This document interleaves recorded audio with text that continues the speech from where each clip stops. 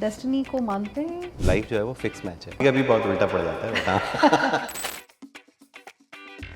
तो वो चीज़ भी आपके लिए रेडी हो रही होती है, जैसे कि जिस दिन अर्जुन रेडी होता है तो द्रोणाचार्य मिल जाते हैं। ऐसा क्या आपने पाया कि आपको लाइफ का पर्पस मिला? और वहाँ जब पहुंचा तो पता चला कि ये तो बिल्लियों ने एक तरीके से डॉग्स को रिप्लेस करना शुरू टेक ओवर कर लिया उन्होंने, जैसे ना उनका एक छोटा साम्राज्य फैल रहा है। हिंदी साहित्य का रुझान लोगों को मतलब स्पेशली युवाओं में बहुत आ गया है। वो उस चक्कर में रील वायरल हुई, उसके बाद से उस रील की वजह से और इस बच्चे की दुनिया खत्म हो गई। लाइफ एक पेंटिंग है और इमोशंस उसके कलर्स हैं।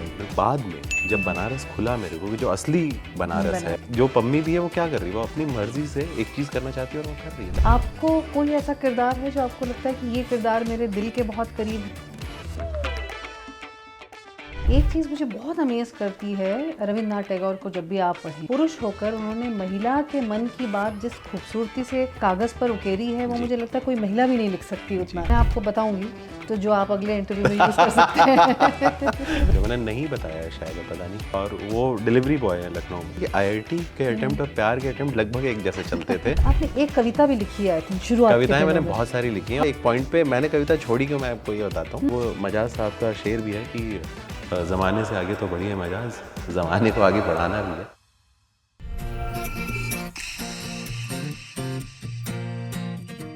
अक्सर ऐसा होता है कि हम जिंदगी में किसी एक कहानी से इंस्पायर होते हैं, लेकिन एक शख्स ऐसा होता है जो हमें अपनी कहानियों से कई लोगों की ज़िंदगियों से मिलवाता है, और वो शख्स होता है लेखक या कवि। आज यूज़ेड के पॉडकास्ट के इस एपिसोड में हम मिलने वाले हैं एक ऐसे ही राइटर से जिन्होंने अपनी कहानी और उनके किरदारों से अनगिनत ज़िंदगियों को छुआ है। सो लेट्स वेलकम हिंदी के मशहूर लेखक और नई हिंदी के पोस्टर बॉय दिव्य प्रकाश दुबे का। वेलकम टू अनस्क्रिप्टेड जिंदगी with Kirti podcast. Divya, thank you. हम लोग कितने भी बड़े हो जाएं, लेकिन सरप्राइज जो होता है वो हर उम्र में अच्छा लगता है। मानते हैं आप इस बात जी को? जी, कभी कभी बहुत उल्टा पड़ जाता है बता। अच्छा सरप्राइज अगर ये कहें तो जी। आज आपका आना एक हमारे लिए एक सरप्राइज जैसा ही है, बिकॉज आप हमारे पॉडकास्ट की गेस्ट लिस्ट में तो थे और हम लोग ऐसा डिस्कस भी कर रहे थे कि कैसे आपके साथ कांटेक्ट किया जाए, आपको बुलाया जाए। बट देखिए डेस्टिनी कैसे घूमी और आपका रायपुर आना हुआ एंड बात हुई और आज हम लोग बात कर रहे हैं। बहुत बहुत धन्यवाद। आप डेस्टिनी को मानते हैं कि डेस्टिनी, आपका राइटर बनना भी डेस्टिन्ड था और वो घूम फिर के आपको इस जगह पर लाकर छोड़ा? अभी बड़ा ट्रिकी सवाल है क्योंकि ना जैसे अगर आप ये बोलते हो ना, जैसे मेरे एक जानने वाले हैं, बहुत बढ़िया शायर हैं मनीष शुक्ला जी। मैं जब उनसे मिलता हूँ ना तो बड़ा ही कैजुअली वो बोलते हैं कि अरे देव इतनी टेंशन क्या ले रहे हो, लाइफ जो है वो फिक्स मैच है। और कई बार क्या होता है ना कि जैसे फिक्स मैच भी है अगर जैसे, लेकिन आपको जो भी हाँ जो है कि जैसे कोई दिन ऐसा तो आएगा नहीं कि एकदम से आसमान से एक स्क्रिप्ट गिरेगी और एक मैन्युस्क्रिप्ट गिरेगी और मैं उसके ऊपर लिख दूंगा अरे मुसाफिर cafe by Divya Prakash. But वहाँ तक पहुँचने के लिए आपको एफर्ट करना पड़ेगा। तो मुझे ऐसा लगता है ना कि आधा आधा है कि जैसे जो चीज़ आप सोचते हैं और आप बहुत ही मन से वो चाहते भी हैं, अगर उसको, एक तो होता है विशफुल थिंकिंग है कि हमें क्रूज़ पे जाना है तो हमारा अपना आइलैंड होना चाहिए। मैंने बहुत पहले एक इंटरव्यू पढ़ा था जैसे मर्लिन ब्रांडो का, तो प्लेबॉय जो मैगजीन है वो बहुत डिटेल में इंटरव्यू किया करती थी एक समय पे। तो मर्लिन ब्रांडो का इंटरव्यू में जो मुझे सबसे फैसिनेटिंग चीज़ लगी कि वो आइलैंड पे रहते थे अकेले, कई बार अपने नौकरों को भी भेज देते थे कि आप जाओ आराम करो, आज मैं अकेले रहूँगा। तो मुझे लगता है अरे कितना फैसिनेटिंग है कि आइलैंड पे आप अकेले रह रहे हैं। लेकिन आइलैंड आपने सोचा, वहाँ से इंटरव्यू में सोचा, बट आपका अपना आइलैंड हो, ये थोड़ी विशफुल थिंकिंग हो जाएगी अब मेरे लिए। अब जितने साल बीत चुके हैं इस धरती पे। लेकिन वो लगता है मुझे ना कि कुछ चीज़ें जब आप रेडी होते हैं तो वो चीज़ भी आपके लिए रेडी हो रही होती है। जैसे कि जिस दिन अर्जुन रेडी होता है तो द्रोणाचार्य मिल जाते हैं। तो थोड़ा बहुत तो मानता हूँ मैं, होपफुली। कहीं हमने पढ़ा आपके बारे में जब हम इस इंटरव्यू की रिसर्च कर रहे थे कि यहाँ आज हम आपसे क्या क्या पूछेंगे। जी। आपने 12th के बाद भी 2 साल ड्रॉप लिया, आपने इंजीनियरिंग के बाद भी 2 साल ड्रॉप लिया, फिर आप 80 घाट पे बनारस पे बैठे और आपके अंदर कुछ अवेकनिंग हुई जैसे कुछ दिन में। तो ऐसा क्या आपने पाया कि आपको लाइफ का पर्पस मिल गया? नहीं, तो बनारस जो है, जैसे क्योंकि मैं पैदा भी बनारस में हुआ हूँ ना, तो मैं कभी बनारस को जब पैदा हुआ ना तो हमारे जो मामा नाना जी लोग थे वो लोग रहते थे वहाँ पे इंग्लिशिया लाइन के पास में, जो रेलवे कॉलोनी थी। तो वहाँ से 80 घाट दूर थी थोड़ी सी, मतलब उस समय के हिसाब से मैं बता रहा हूँ, जब हम छोटे छोटे थे।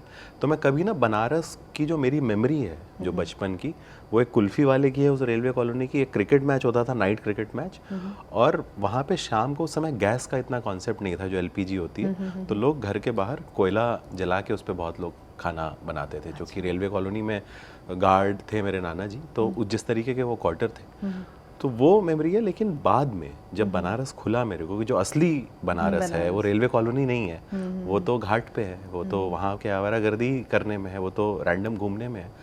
तो ये इंजीनियरिंग के जब फाइनल ईयर में था तो मेरे पिताजी की पोस्टिंग वहीं पे रही, और वहाँ पे जब 80 घाट पे मैं रोज़ जब जाता था, तो वहाँ पे जैसे रोज़ आप जा रहे हैं, रोज़ बैठ रहे हैं, आप खाली हैं, आपको समझ नहीं आ रहा आप लाइफ में क्या करेंगे, और ये खोजबीन मुझे थी शुरू से ही कि मैं क्या करूँगा, मेरा क्या होगा।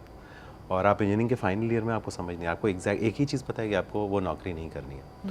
तो वहाँ पे ये रियलाइजेशन बहुत, ये तो मुझे नहीं पता चला कि मुझे राइटर होना है या मुझे क्या करना है या क्या नहीं करना है, लेकिन ना जैसे बहुत सारे आप, कई जगह ऐसी होती हैं कि बहुत सारे रास्ते आप बंद कर देते हैं, है ना। जैसे आपको ये है कि इंजीनियरिंग की नौकरी नहीं करनी है, लेकिन फिर भी आपके दोस्तों का जो प्रेशर होता है ना, कोई भी जो हमारे बैच के जो लोग थे, आप वो एकदम से, मतलब मान लीजिए कम पैसे की भी नौकरी मिल रही है तो भी वो नौकरी लग गई है। हाँ, नौकरी लग गई तो वो भी ज्ञान दे रहे हैं, अरे भाई ये बहुत सही है डीपी, ये कर लो यार ये। लेकिन आपको अंदर ही अंदर ना जैसे ये कॉन्फिडेंस नहीं होता है। आप जैसे मुझे याद है 3 घंटे लगा के मैं गया था, गुड़गांव की कंपनी थी, और वहाँ जब पहुँचा तो पता चला कि ये तो 6,000 रुपये महीने की नौकरी है और रोज़ 12 घंटे काम करना है। तो मैं तो रिटर्न भी नहीं दे पाया, मैंने कहा भाई ये नहीं करना है। मैं तो मतलब लेकिन ये भी कितना बड़ा विजडम है, क्या नहीं करना है ये आपको अगर पता चल जाए। हाँ, मुझे लगता है कि मैंने तो बहुत सारी चीज़ें केवल निगेट की हैं।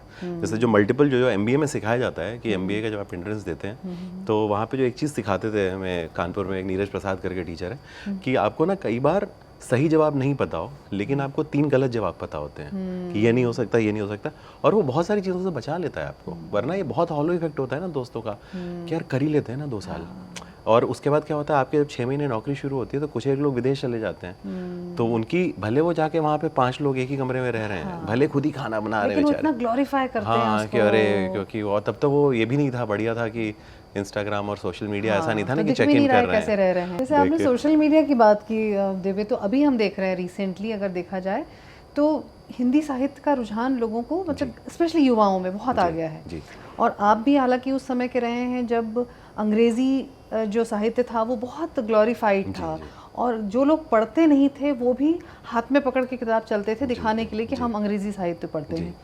तो ऐसा ओवर द इयर्स क्या हुआ है कि हिंदी मातृभाषा तो हमेशा से रही, बट अभी रिसेंटली ऐसा क्या हुआ कि एकदम ये सिनेरियो चेंज हो गया? क्या सोशल मीडिया और मार्केटिंग को आपको लगता है कि ये कुछ एक रोल प्ले किया है इसमें? जो हिंदी किताबों के साथ जो सबसे अच्छी चीज़ इधर क्या हुई कि आप अगर देखिए ना, जैसे हम लोग ने प्रेशर में ही बीटेक कर लिया, फिर एमबीए भी कर लिया, और एमबीए के बाद हमारी नौकरियां जो थीं, जहाँ पे हमें दिन भर काम हिंदी में ही करना है, लोगों से जो बात करनी है, जो हम ऑफिस के बाहर नीचे चाय की दुकान पे उतर रहे हैं तो आपस में वैसे ही बात कर रहे हैं जैसे कैंटीन में बात कर रहे हैं। हम केवल एक ही बार अंग्रेजी बोलते थे सारा एमबीए करने के बाद भी, जब कोई प्रेजेंटेशन होता था किसी सीनियर के सामने, और वो भी मैंने तो चूंकि सेल्स में काम किया तो वो भी आधे टाइम हिंदी में ही होता था, या जिसमें आप कर पाते हैं। तो हमारी लाइफ में जो अंग्रेजी थी एज सच, वो बहुत केवल एक लिमिटेड महीने में 2 बार रिव्यू में के लिए थी, उसके अलावा हमारा काम चल ही रहा था जो चल रहा था। पैरेलली जब इन लोगों के पास पैसा हुआ, जब ये लोग जो एक नया पूरी इकनॉमी में जब लोग आए, तो ना 2012, 13, 11 में बहुत सारी चीज़ें बदल रही थी, जब किताबें पहली बार ऑनलाइन बिकना इस देश में शुरू हो रही थी। उसी समय अगर आप देखेंगे जो हिंदी उसके जो हीरोज़ थे, अगर आप देखेंगे चाहे वो पॉलिटिक्स हो, चाहे वो पॉपुलर टीवी हो, उसके जो पॉपुलर चेहरे हैं वो सारे लोग इस बात में प्राइड लेते थे हमें तो अंग्रेज़ी नहीं आती है। हालांकि वो भी कोई बहुत सही बात नहीं है, हाँ, लेकिन फिर भी अगर आप देखेंगे ना तो पहली बार ऐसा लगा, जो 2005 से 10 तक या 2001 से लेके 11-12 तक ऐसा नहीं था कि हम जब इंटरव्यू में भी जाते थे या कॉलेज के भी वाइवा में बैठ रहे हैं तो लोग बोलते थे अरे अंग्रेजी में बोलो या इसके लिए तैयार करो। एकदम से मिलेगा यार हम जैसे हैं, हमारा अपनी इस दुनिया में जगह हो सकती है। तो उसका एक आफ्टर इफेक्ट हुआ, ऑनलाइन किताबें बिकने का, यूनिकोड के आने का, ज़्यादा चीज़ें हिंदी अखबारों का डिजिटल कॉन्फिडेंस आता गया, तो वो आता गया, और लोगों को लगा कि हम ऐसे एक्सप्रेस करके भी पहचान बना सकते हैं। उसके बाद अगला फेज जो आया 2023 ऑनवर्ड्स, 24 में जो हुआ, जो 23 और 24 में बिल्कुल पीक पे चला गया, वो था रील। अगर आप देखेंगे तो बहुत सारी रील किताबों की वायरल होना शुरू हुई एकदम से जैसे ना कि मेरे किसी ने आर्टिकल लिखा था ना कि जैसे बिल्लियों ने पिछले 15 साल में अगर आप देखेंगे एज अ पेट एक तरीके से डॉग्स को रिप्लेस करना शुरू कर दिया है ना, वो एक टेक ओवर कर लिया उन्होंने, जैसे ना उनका एक छोटा साम्राज्य फैल रहा है। वैसे ही अगर आप देखेंगे ना तो ऑनलाइन जहाँ लग रहा था कि किताबें, अब तो रील देख रहे हैं लोग 15 सेकंड की, बट रील में भी ज़्यादा से ज़्यादा किताबों तक लोग पहुंच पाए। हाँ, कविताएं भी आ रही हैं, हाँ शायरी भी आ। मैं बड़ा एक दिन मैं फ्रस्ट्रेट था तो एक रील मैंने ऐसे ही, मैं अपने पब्लिशर के यहाँ था और वहाँ पे ऐसे हमने एक रील बना के बड़ी कैजुअली ऐसे डाली कि और अपनी गर्लफ्रेंड और बॉयफ्रेंड के लिए देने के लिए, गिफ्ट करने के लिए 3 किताबें मैं आपको बताता हूँ। एक कसब है, एक मुसाफिर कैफ़े है, एक अक्टूबर जंक्शन है। तो 2 मैंने किताबें अपनी ही बताई, लेकिन ऐसे नहीं बताया कि मेरी किताबें हैं। और वो रील एकदम से जैसे ही जब हमने डाली तो उसके बाद लोगों के नीचे कमेंट आने लगे कि अरे सर ये भी तो बताइए कि गर्लफ्रेंड कैसे बनती है, बॉयफ्रेंड कैसे बनता है। वो उस चक्कर में रील वायरल हुई और उसके बाद से उस रील की वजह से पिछले साल मुसाफिर कैफ़े 10-10 हज़ार किताबें, अक्टूबर जंक्शन उस रील की वजह से बिकी होंगी। केवल एक रील इतनी वायरल हो गई, वो मिलियंस में हो गए उसके फिर व्यूज। तो ये तो एक बहुत अच्छा मैप रोड आप दे रहे हैं, जो एक नए ऑथर्स अगर आना चाहते हैं, जो ये लिखना चाहते हैं, तो ये तो हुई मार्केटिंग वाली एक स्ट्रैटेजी हो गई। लेकिन एक कोई इंसान है जो उसको लगता है कि वो राइटर बन सकता है as a professional career point of view से, उसमें क्या क्वालिटीज़ होनी चाहिए ऐसी कि एटलीस्ट ये बेसिक क्वालिटीज़ तो होनी चाहिए, फिर आप उसको पॉलिश करो? पहले तो मुझे लगता है ना कि एज अ राइटर, जैसे ना राइटिंग को ना पहले कोई बहुत स्पेशल काम नहीं मानना चाहिए हमें। जैसे MBA की नौकरी है, सेल्स की नौकरी है, इंश्योरेंस बेचने की नौकरी है, ब्यूरोक्रेसी है। आप कोई भी काम देख लेंगे, कोई भी काम आसान नहीं है ना, कोई भी। चाहे इवन मैं, मतलब आप इतना सेटअप है यहाँ पे पॉडकास्ट का, 4 लाइटें लगती हैं, फिर एक सब कुछ सेट होना चाहिए। और ऐसे कितने सारे पॉडकास्ट आपके हुए होंगे या हो चुके होंगे कि बहुत अच्छी बातचीत हुई और उसके दिन ऑडियो नहीं आया, है ना। तो कोई भी आप जब काम करते हैं तो वो मेहनत वाला ही काम है। तो राइटिंग भी एक प्रोफेशन उस तरीके से, पहले तो उसको उससे ज़्यादा जो बहुत ज़्यादा दिक्कत होती है, बहुत सारे लोग ना राइटिंग को बहुत ऐसा काम मानते हैं कि हम कोई बड़ा सीरियस काम कर रहे हैं। ऐसा कुछ नहीं है, वो it is just another profession, पहली चीज़। दूसरे, जो लोग भी उसमें अगर आप देखेंगे लॉन्ग टर्म में अच्छा करते हैं, वो ना बहुत अवेयर होते हैं अपनी सोसाइटी के बारे में, है ना, और उन बहुत ज़्यादा चीज़ें वो फील करते हैं। ऑब्जर्वेंट होना हाँ, एक तो, और वो अपने आप ना फील करेंगे, बहुत सारी चीज़ें उनको ज़्यादा अफेक्ट करेंगी वर्सेस किसी और को। एक मैंने बहुत पहले एक चेखव की कहानी पढ़ी थी, तो उसमें क्या है ना कि एक बच्चा है छोटा सा, और वो इतना खुश है, उसके घर में बिल्ली ने बच्चे दिए हैं, और वो घूम घूम के बता रहा है, वो बच्चों के नाम रख रहा है, ये सब है। हार्डली 5 पेज की कहानी है वो। और इतने में वहाँ पे घर में तैयारी चल रही है, जो साहब हैं उस घर के, उसके फादर होंगे, उनके बॉस आने वाले हैं। तो वो तैयारी चल रही है और शाम को आते हैं, वो फैमिली आती है, उनके साथ में उनका एक डॉग भी आता है। वो आता है और वो सब खेल रहे हैं, और डाइनिंग टेबल पे सब जैसे होता है, वो 7 कोर्स मील चल रहा है। इतने में ये ध्यान नहीं देता बेचारा बच्चा, और वो जो डॉग है वो जो बिल्ली के बच्चे को खा जाता है जाके। और ये बच्चा आता है कमरे में, तो वो देखता है कि किसी को कोई फ़र्क नहीं पड़ रहा, और इस बच्चे की दुनिया ख़त्म हो गई है। और मुझे ये लगा कि एक बच्चे के POV से भी, मतलब आप सोचिए तो कितना कुछ हो गया ना उस कमरे में, और अदरवाइज़ हमें कोई फ़र्क नहीं पड़ता। इस दुनिया में कितना कुछ बुरा हो रहा है, इस सेकंड, जिस सेकंड हम बात कर रहे हैं, इस सेकंड इस दुनिया में कितना कुछ बुरा भी हो रहा है, कितना कुछ अच्छा भी हो रहा है। इसी सेकंड कोई इस दुनिया में बच्चा है जो पहली बार धूप छू के देख रहा है, इसी सेकंड कोई बच्चा के साथ बुरा भी हो रहा है। तो वो आप इन जनरल जब अवेयर रहते हैं, क्योंकि आप अगर देखिए अगर बिल्कुल कोर राइटिंग को बिल्कुल ब्रेक डाउन कर दीजिए, तो जो आपको इस दुनिया ने दिया है, वही आप वापस, वही वो साहिर साहब ने कहा भी है बहुत पहले ना कि वही लौटा रहा हूँ मैं अपने तरीके से। तो हम सारे लोग लौटा ही रहे हैं, और आपने अच्छा है बुरा जो भी दिया है, हम लोग का काम है गिफ्ट पैक करके उसको वापस दे देना। तो जैसे आपने भी ये बच्चे की बात कही, और अमूमन होता यही है कि जो कहानीकार होता है, जो भी किरदार उसके होते हैं, वो हमको कहीं ना कहीं मिले होते हैं, या कहीं ना कहीं उस तरह का हमको एक्सपीरियंस हुआ होता है।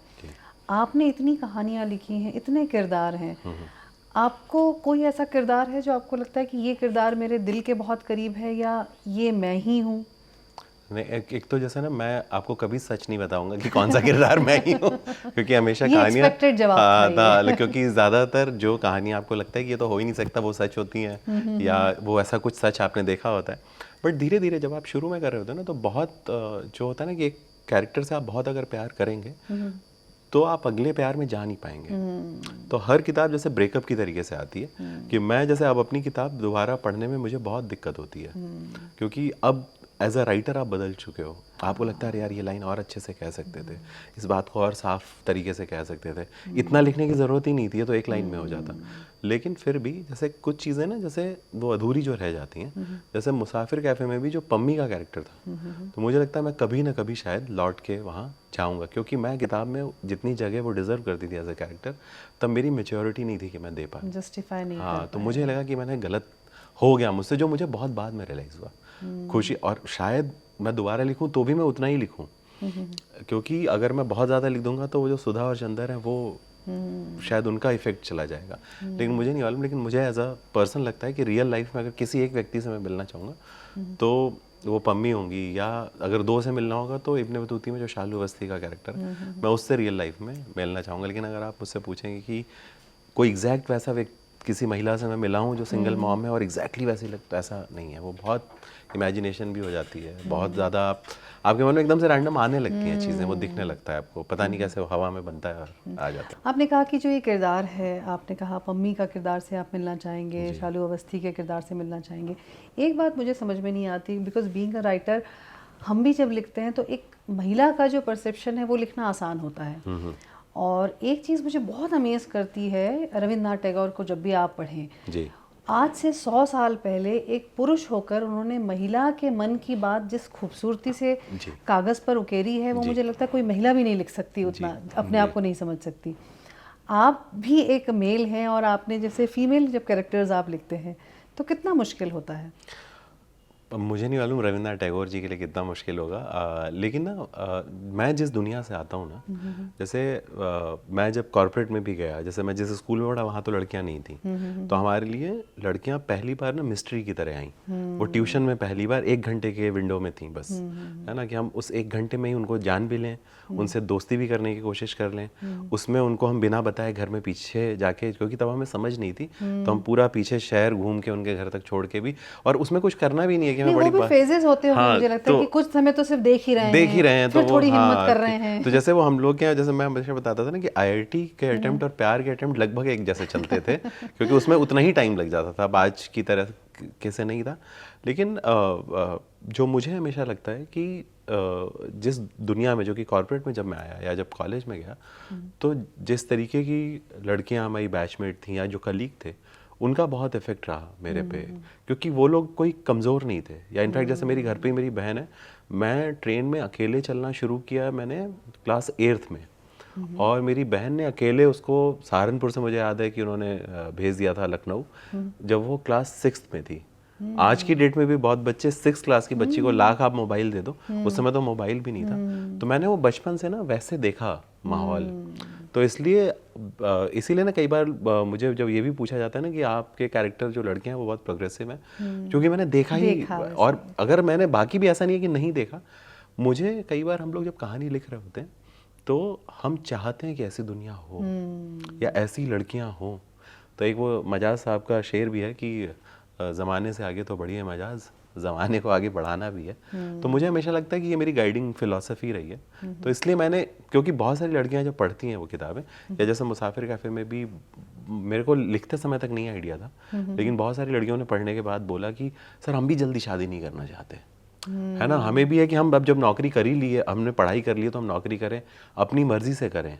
जबकि जल्दी शादी करने में अगर आप देखेंगे तो आपने पढ़ाई करते करते करते हमारे साथ की कितने लड़कियों की शादी हो गई, फाइनल ईयर में तो हो गई, फर्स्ट ईयर ऑफ नौकरी में हो गई, बट धीरे धीरे एक वो शिफ्ट आई ना, एक एज का वो शिफ्ट आया, वो कहीं ना कहीं किसी की मदर ने एक स्टैंड लिया होगा, कहीं ना कहीं किसी लड़की ने एक स्टैंड लिया होगा।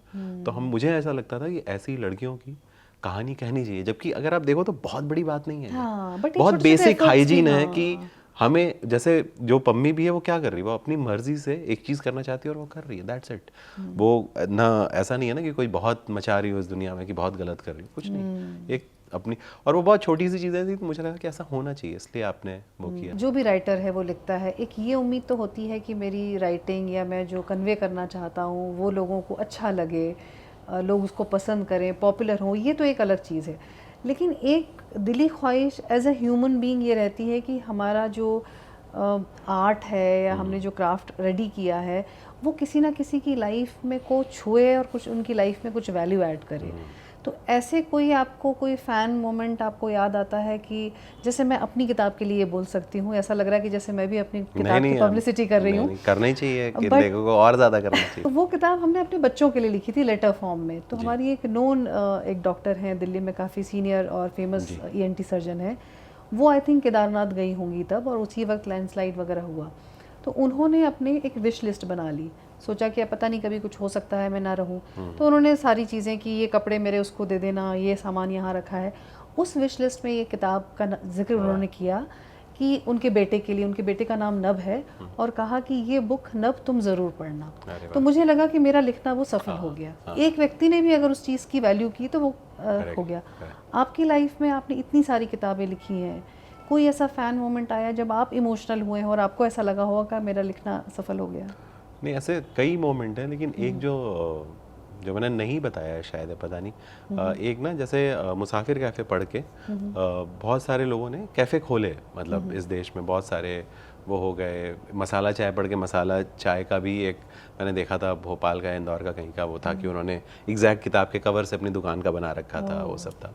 लेकिन एक मेरे को ना एक ये फूड डिलीवरी ऐप जो होती है, इनके किसी लड़के का एक मैसेज आया, और वो डिलीवरी बॉय है लखनऊ में, और उसने मेरे को भेजा कि मुसाफिर कैफ़े चाय पॉइंट की फ़ोटो भेजी, एक छोटी सी गुमटी की, एक जो होती है ना टपरी जिसको बोलते हैं हम लोग। तो उसने बोला कि सर मैंने ये खोला है, अभी मेरे पास इतने ही पैसे थे, जिस दिन मैं इकट्ठा कर रहा हूँ पैसे, मेरा सपना है कि मैं एक दिन जैसा किताब में लिखा है वैसे ही कैफ़े खोल पाऊँ। तो मुझे मालूम है जो सबसे सही चीज़ भी लगती है और जिम्मेदारी वाली बात भी लगती है कि आपने तो हवा में लिखा है ना, है ना। क्योंकि अगर मुझे ही इतना पता होता कैफ़े का, तो मैं तो कैफ़े खोल के बैठा होता ना, फ्रेंचाइजी दे रहा होता, क्योंकि वो मेरा काम नहीं है। लेकिन आपने जो एक हवा में एक दुनिया बनाई थी, वो किसी का 24 घंटे का सच है।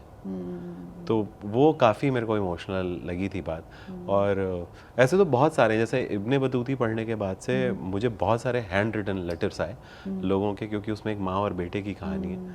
तो ऐसे बहुत सारी लड़कों ने मेरे को लंबी लंबी चिट्ठियाँ भेजी हाथ से लिखी हुई कि ये किताब जो उनकी माता जी ने पढ़ी या उनके फादर ने पढ़ी, तो उन्होंने बताया कि हमारा पहला प्यार ऐसा था। तो वो बहुत एक क्या है ना कि जैसे कितना भी हम लोग हिंदुस्तानी समाज में प्रोग्रेसिव हो जाए, सब हो जाए, लेकिन कोई माँ अपने प्रेमी के बारे में आपको बता रही है अपने बच्चे को, वो बहुत बड़ी बात है। क्योंकि हम डिज़ाइन अलाउ नहीं करता हमारे यहाँ का, हाँ, क्योंकि हम लोग मानते नहीं ना कि वो क्योंकि पहली बार आपकी जो माँ है वो एक लड़की की तरह आ जा रही है आपके सामने।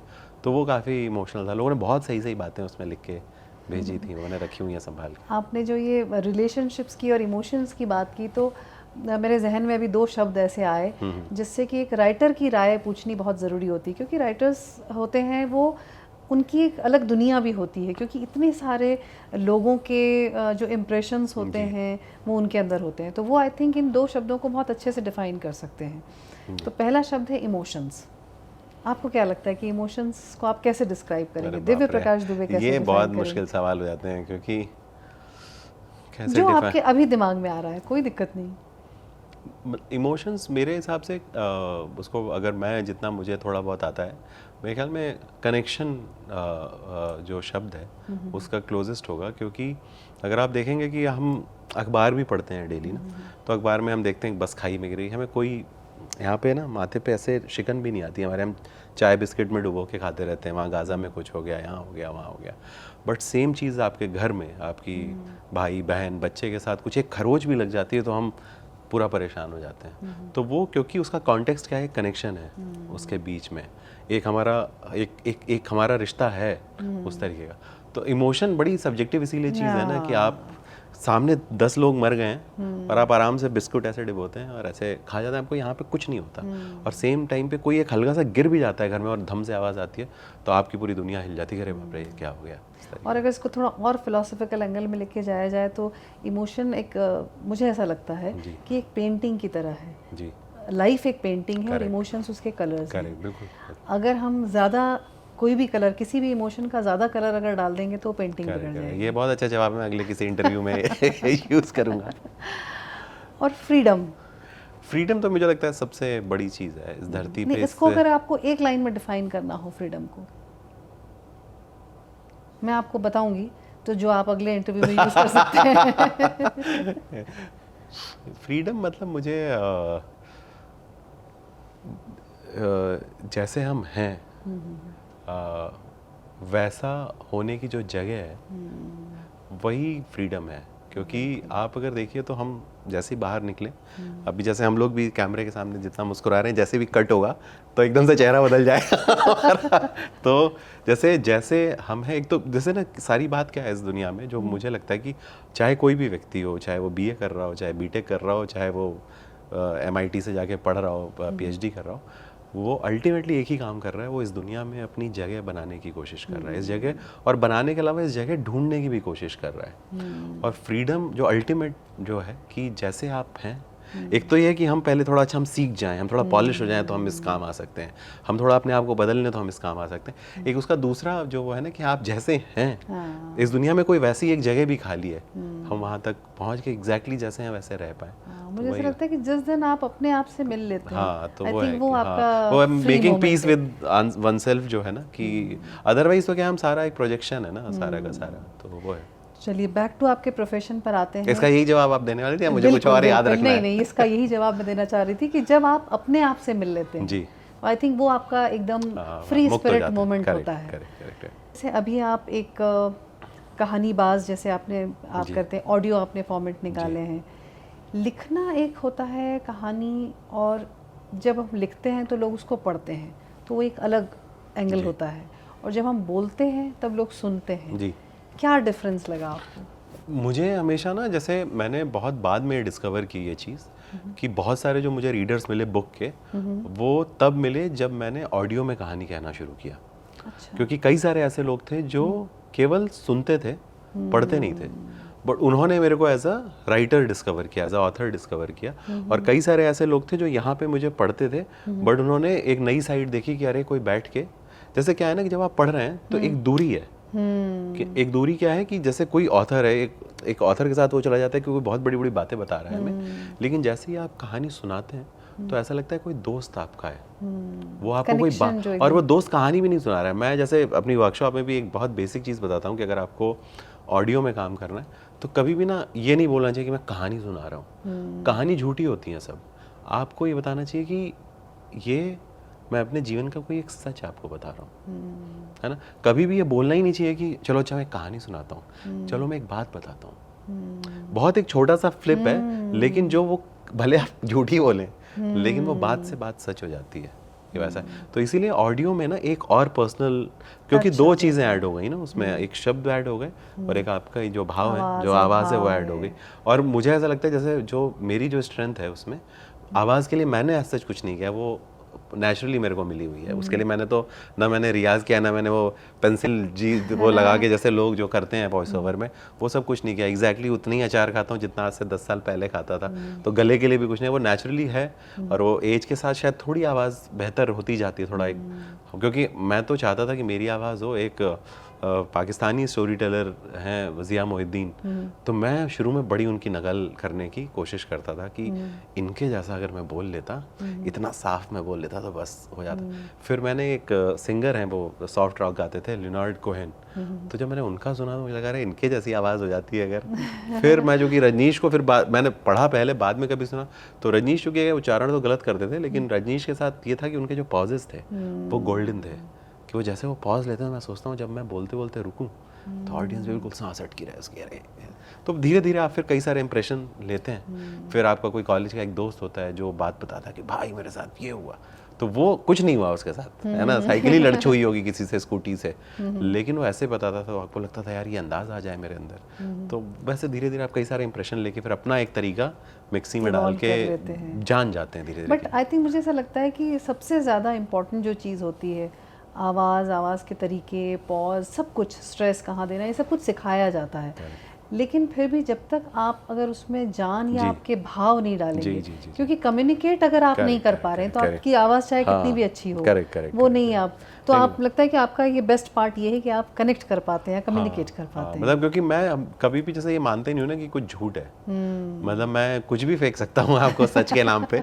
तो मुझे ये लगता है ना कि जैसे मैं बता रहा हूँ मुझे मज़ा आ रहा है, ये वैसे ही है ना, कोई बचपन का दोस्त आपके 10 साल बाद मिलता है तो आपको बताते हो ना कि अरे यार ये हुआ ये हुआ ये हुआ, आप ट्रेलर में बात बताते हो। आप एक शाम को मिले हैं तो आप, पैसा तो है नहीं, अब दिवाली दिवाली मिल रहे हैं या नए साल मिल रहे हैं, तो आप केवल मोटा मोटा, जैसे नहीं पहले आता था दूरदर्शन पे मुख्य समाचार, तो वो मुख्य समाचार ही दे रहे हैं। हमारा काम मुख्य समाचार देने का है, बाकी तो डिटेल फिर वो इमेजिन करेगा चीज़ें।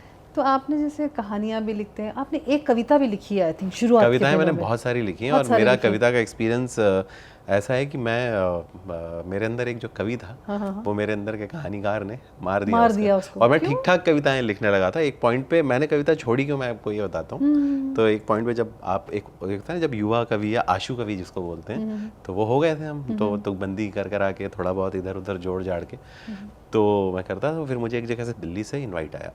उसमें खास बात ये नहीं थी कि मैं पढ़ने जा रहा था, खास बात ये थी कि उसमें जावेद अख्तर साहब भी पढ़ने जा रहे थे।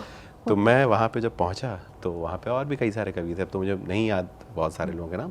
तो जावेद साहब बैठे हुए थे और मैंने वो तरकश उनकी जो किताब है वो मैं लेके गया, और मैंने पहले से ही वो डायलॉग सोच रखा है कि उनसे जब मिलूंगा तो मुझे क्या बोलना है। तो वहाँ पे मैं किताब लेके रखी, और ये डायलॉग जो मैं बता रहा हूँ मैं 150 बार दिमाग में सोच चुका हूँ कि ये बोलूँगा तो जावेद साहब फ्लैट हो जाएंगे, इसके बाद तो कुछ बचेगा ही उनको बोलने के लिए। तो मैं ऐसे रखी था, वो अपना ऐसे उन्होंने देखा, मैंने कहा जावेद साहब कुछ लिख दीजिए ऐसा जो बुरे वक्त में काम है।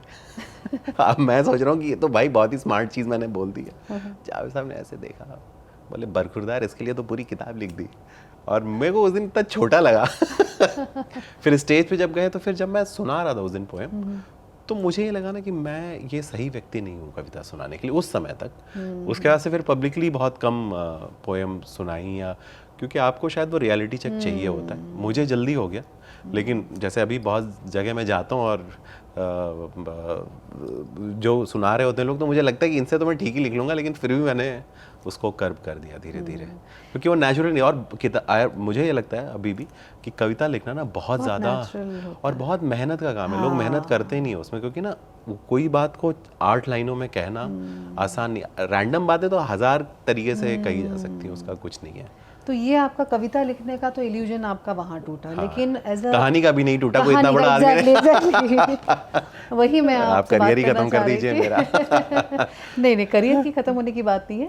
यूजुअली ऐसा कहा जाता है, उसमें कितनी सच्चाई है मुझे नहीं पता। ऐसा कहा जाता है कि जब भी कोई राइटर लिखना शुरू करता है तो सबसे पहले पूरा गार्बेज निकलता है उसका, उसके बाद और जब वो गार्बेज भी लिख रहा होता है तो उसको कई बार ऐसा इंट्यूशन होता है कि भाई मैं तो दुनिया का सबसे बड़ा राइटर हूँ।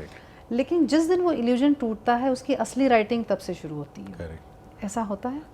और मेरे को ये लगता है कि जैसे ना हमारे अंदर ही ना अच्छे शब्द भी हैं और ख़राब शब्द भी हैं। तो जो हम गार्बेज कह लीजिए उसको ना मैं प्रैक्टिस की तरीके से लेता हूँ कि तेंदुलकर भी कितने महान, जब अपने टाइम पे खेलते थे तो महानतम बैट्समैन था ना, इस दुनिया का सबसे बड़ा बैट्समैन हमारे देश में था। बट फिर भी वो 0 पे आउट होते थे, हाँ होते थे। लेकिन जो 0 पे आउट बॉलर करता था आउट, वो क्या दुनिया का सर्वश्रेष्ठ बॉलर हो जाता था? नहीं, वो तो आउट होते ही थे ना 0 पे। तो मुझे ऐसा लगता है कि हमारे अंदर ही जो खराब शब्द हैं वो हम तभी जान पाएंगे उनको बाहर निकाल के कि अच्छे शब्द भी निकल पाए साथ में। लेकिन एक साथ सब कुछ खराब निकलता है ये भी सच नहीं है, एक साथ सब अच्छा निकलता है ये भी सच नहीं है। इनफैक्ट आखिरी तक भी मैं कल ही विनोद कुमार शुक्ल जी से मिला, तो मैं जो शाश्वत उनके बेटे हैं, तो मैं उनसे पूछ रहा था कि मैंने कहा ये किताब जब करते हैं विनोद कुमार शुक्ल जी, तो ये जो सेलेक्ट होती हैं, जो रिजेक्ट हो जाती हैं किताब के लिए, वो अपने हिसाब से भी करते हैं ना कि उन्होंने रिजेक्ट कर दी हैं, तो वो कहाँ हैं किताबें, मतलब वो कविताएं। मैंने कहा आप उनको प्लीज़ संभाल के रखिएगा, मतलब वो भी हम लोगों के लिए धरोहर है ना, क्योंकि उन्होंने जो रिजेक्ट किया है वो भी हमारे उसके हिसाब से, मतलब उनका स्टैंडर्ड के हिसाब से वो रिजेक्ट हुई है, लेकिन हम लोग के लिए वो भी अपने आप में गोल्ड है। तो वो हर किसी राइटर का वो रहता है। लेकिन ये मैं ज़रूर मानता हूँ कि इसमें अल्टीमेट चीज़ प्रैक्टिस है। अल्टीमेट चीज़ ये है कि आप खराब और अच्छे दोनों शब्द निकालते रहें। बस एक चैलेंज सोशल मीडिया की वजह से क्या हुआ है कि हमारे टाइम में बहुत ज़्यादा लोग जो लिख रहे हैं वो, जैसे हमारा रफ रजिस्टर होता था, हम रफ रजिस्टर का आखिरी पन्ना किसी को दिखाते नहीं थे। अब सोशल मीडिया वो रफ रजिस्टर का वो पन्ना है जो हम सबको दिखाते हैं। तो वहाँ पे जब आप पब्लिक में कोई चीज़ कर देते हैं तो उसमें सुधार की गुंजाइश नहीं रहती। वो प्रोसेस नहीं है। जैसे इसीलिए मेरी टाइमलाइन पे मैंने जितने लोगों को देखा कि मेरी लिखी जा रही किताब का अंश, मेरे लिखे जा रहे नॉवल का, उनकी कभी किताबें नहीं आई।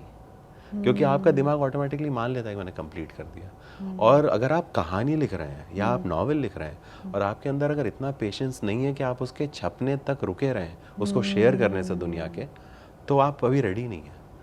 कटहल की सब्जी जब हम बनाते हैं तो आधी सब्जी तो नहीं चख पाते ना किसी को, तो वो बहुत सेक्रेट चीज़ है, पवित्र चीज़ है, भले वो दुनिया की सबसे खराब कहानी हो, आपके लिए तो सबसे पवित्र चीज़ वही है ना। तो आपको वो नहीं पब्लिक में डालना चाहिए जब तक वो प्रोसेस नहीं है, वो पूरा नहीं है। भले वो उससे कोई फर्क नहीं पड़ता कि वो खराब कहानी है, लेकिन अगर आपको यही पेशेंस नहीं है तो फिर आप अभी रेडी नहीं है। सेम चीज़ है। ऐसा कहा भी जाता है, किताबों के लिए भी ऐसा कहा जाता है, लिखने की तो बात छोड़ दीजिए, पढ़ने के लिए भी ऐसी कहावत है, और मुझे तो लगता है कि कुछ हद तक सही है कि किताबों को भी जब आप उस पढ़ने के लायक होंगे किताब, तभी आप उस किताब को पढ़ पाएंगे। करेक्ट। नहीं, और आप कई बार एक किताब पे 2 बार भी लौटते हैं, 3 बार भी लौटते हैं, और हर बार आपको उसका अलग मतलब समझ में आता है। करेक्ट। वो तो मुझे लगता है अलग मतलब की जो लॉजिक है, मैंने इस पे बहुत सोचा इस सवाल के जवाब पे कि कई बार हम लोग ये महानता मान लेते हैं किताब की भी कि इस बार पढ़ा तो अलग मतलब खुले, क्योंकि एज अ पर्सन आपका भी बहुत पानी बह गया ना आपका, तो वो वैसा भी है। इस वजह से भी कई बार, जैसे एक मेरे को पीयूष मिश्रा जी ने बताया था, एक कहीं हम गए थे IIT कानपुर या कहीं पे एक लेक्चर चल रहा था, तो उन्होंने किसी बंगाली ही डायरेक्टर थे, रे साहब तो नहीं थे, कोई और था, ऋतिक घटक का था या किसका था, उन्होंने बताया कि कोई शादी वाला एक सीन था और वो विदाई का समय है, और वो जो दुल्हन है, वो हीरो हीरोइन अलग हो रहे हैं, वो बेचारी दुल्हन जो है विदाई के बाद जा रही है, तो जो लाइट से जा रही है वो वहाँ पे एक रॉड है वो बंद हो रहा है और जल रहा है, बंद हो रहा है जल रहा है। तो लोगों ने उसको बड़ा, जो उसके क्रिटिक थे उन्होंने बड़ा उसको सीरियसली लिया और बोला कि क्या मतलब थॉट है कि उसके अंदर जैसे इमोशंस बंद हो रहे हैं और जल रहे हैं और बंद हो रहे हैं जल रहे हैं, और वो कितना सही है ये। तो बाद में जब कोई फिल्म वो स्क्रीनिंग हुई होगी तो डायरेक्टर आए होंगे, तो डायरेक्टर को जब उनसे पूछा गया तो उन्होंने उसको देखा, उन्होंने कहा कितना सही आपने ह्यूमन इमोशंस को मतलब बंद हो रहा है और जल रहा है, तो उन्होंने कहा भाई that may be a technical glitch. तो क्योंकि आपने जब दे दिया तो वो फिर दुनिया का हो गया। एक शेर भी है बाल स्वरूप राही का कि हम पर दुख का पर्वत टूटा जब हमने 2 4 कहे, उस पे भला क्या बीती होगी जिसने शेर 1000 कहे। तो अब ये आपके ऊपर है कि आप कैसा उसको लेते हैं। जी दिव्य, आपसे बात करने का, रोकने का मन तो नहीं कर रहा है, लेकिन टाइम का एक कंटिन्यू करेंगे नेक्स्ट टाइम। बिल्कुल। तो थैंक यू सो मच कि आप हमारे इस पॉडकास्ट में आए और इतनी खूबसूरत बातें, इतनी मतलब होता है ना कि लाइट मोमेंट में आपने कही, और इन बातों में बहुत गहराई भी है, अगर जो ध्यान से सुनेंगे उनको समझ में आएगी। तो थैंक यू सो मच, बहुत बहुत धन्यवाद। और मैं चाहता हूँ कि जो ध्यान से ना भी सुने उन्हें भी समझ में आए। नहीं, आपने इतनी खूबसूरती से बताई कि अगर वो नॉर्मल केस में भी सुनेंगे तो उसकी गहराई समझ में आएगी। थैंक यू, और बहुत अच्छा लगा, और अगली बार हम लोग कंटिन्यू करते हैं। ज़रूर, बिल्कुल। तो आज इस दिव्य के साथ जो ये कॉन्वर्सेशन हुआ है उसमें एक बहुत ही खूबसूरत बात समझ में आई है कि दुनिया का हर शख्स कहानीकार है। फ़र्क सिर्फ इतना होता है कि कुछ लोग जो कहानियाँ लिखते हैं वो सिर्फ खुद के लिए लिखते हैं, और कुछ लोग जो कहानियाँ लिखते हैं वो बहुत सारे लोगों के लिए लिखते हैं। लेकिन बात ख़ास ये है कि कहानी हर ख़ास होती है, और यही खासियत UZ के पॉडकास्ट की भी है कि हम हर एपिसोड में आपको ऐसी कहानियों से मिलवाते हैं, ऐसे किरदारों से मिलवाते हैं जिनसे मिलकर आपकी लाइफ में कुछ ना कुछ वैल्यू ज़रूर ऐड होती है। तो नेक्स्ट एपिसोड में फिर होगी मुलाकात। Till then take care and bye.